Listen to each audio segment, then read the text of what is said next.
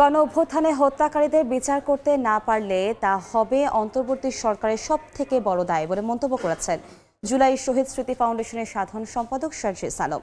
সকালে নগরের জেলা শিল্পকলা একাডেমিতে খুলনা বিভাগে জুলাই বিপ্লবে শহীদদের পরিবারকে আর্থিক সহায়তা প্রদান অনুষ্ঠানে তিনি কথা বলেন। এ সময় ৫৮ শহীদের প্রত্যেক পরিবারের হাতে ৫ লক্ষ টাকার চেক তুলে দেওয়া হয়। ফাউন্ডেশনের প্রধান নির্বাহী মীর আহসান স্নিগ্ধ ও সাধারণ সম্পাদক সার্জিস আলম তাদের আর্থিক সহায়তা তুলে দেন। এ সময় আবেগে আপ্লুত হয়ে পড়ে স্বজনরা। পরবর্তীতে বাকি শহীদের পরিবারের কাছে সহায়তা পৌঁছে দেওয়া হবে বলে জানানো হয়।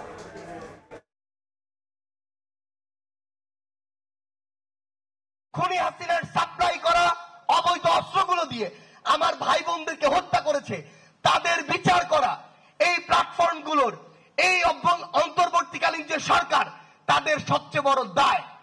যদি এটা তারা তাদের জায়গা থেকে করে যেতে না পারে, এটাই তাদের সীমাবদ্ধতার এবং ব্যর্থতার সবচেয়ে বড় প্যারামিটার হবে। পুরো বাংলাদেশের মাঠ পর্যায়ের আইন শৃঙ্খলা রক্ষা করার জন্য পুলিশ যে ভূমিকা পালন করতে পারে আর কেউ সেটা পারে না। আমরা আপনাদেরকে অনুরোধ করব, আপনারা কাজের মধ্য দিয়ে আপনাদের পাশে থাকবেন।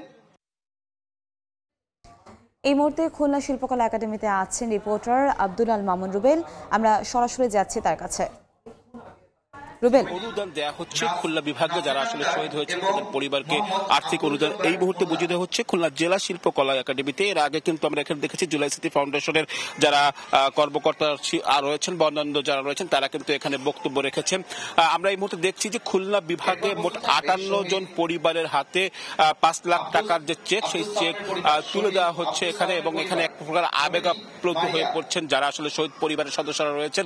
তারা যখন চেক গ্রহণ করছেন তারা আসলে তাদের পরিবারের যে হারানোর বেদনা সে বিষয়গুলো আসলে এখানে তুলে আনছেন, এবং সেটি নিয়ে তারা কিন্তু আসলে এক প্রকার আবেগাপ্লুত হয়ে পড়েছেন। একটু বলে রাখি, জুলাই স্মৃতি ফাউন্ডেশনের সাধারণ সম্পাদক সার্জিস আলম কিছুক্ষণ আগে এখানে বক্তব্য রেখেছেন এবং তিনি বলেছেন যে এখানে আসলে এই মুহূর্তে দেশের উন্নয়নের পাশাপাশি অন্তর্বর্তী সরকারের কাছে জুলাই আগস্টে যে আন্দোলন হয়েছে এই আন্দোলনের যারা শহীদ হয়েছেন তাদের পরিবারকে দেখভাল করার পাশাপাশি যারা এই সময়ে বিভিন্ন হত্যাকাণ্ড ঘটিয়েছে তাদেরকে বিচারের মুখোমুখি করা কিন্তু অন্তর্বর্তী সরকারের অন্যতম দায়িত্ব, এবং সেই দায়িত্ব তাদেরকে যথাযথভাবে পালন করতে হবে এমনটি আসলে তারা বলেছেন। আমরা এখানে দেখতে পাচ্ছি যে একজন শহীদ পরিবারের সদস্যের পিতা তিনি তাকে আসলে সার্জিস আলম জড়িয়ে ধরেছেন এবং তার যে আবেগের জায়গা সেটি আসলে বোঝানোর চেষ্টা করেছেন। এখানে আমরা পুলিশ প্রশাসন সহ বিভাগীয় প্রশাসনের কর্মকর্তাদের দেখছি, তারাও আসলে কথা বলেছেন এবং তারা বলছেন জুলাই আগস্ট মাসে যে আন্দোলন হয়েছে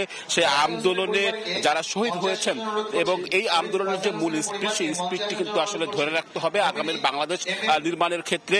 এবং এই কথাগুলো কিন্তু আসলে যারা আসলে বক্তব্য রেখেছেন তারা সকলেই বলেছেন যে জুলাই আগস্টের আন্দোলনটা যাতে কোনো রকম ব্যর্থ না হয় এবং সেটা যেন সর্বোচ্চভাবে সরকারের পক্ষ থেকেও অন্তর্বর্তী সরকারের দায়িত্ব রয়েছে সেটি আসলে ব্যর্থ করার যারা চেষ্টা করছে তাদেরকে আসলে রুখে দেওয়ার জন্য বিভিন্ন রাজনৈতিক দল যারা রয়েছে তাদের প্রতিও আসলে সার্জিস আলম আহ্বান জানিয়েছেন যে এই জুলাই আগস্টের যে আন্দোলন সেই আন্দোলনের যে মূল স্পিরিট সেই স্পিরিটটা আসলে ধরে রাখতে হবে।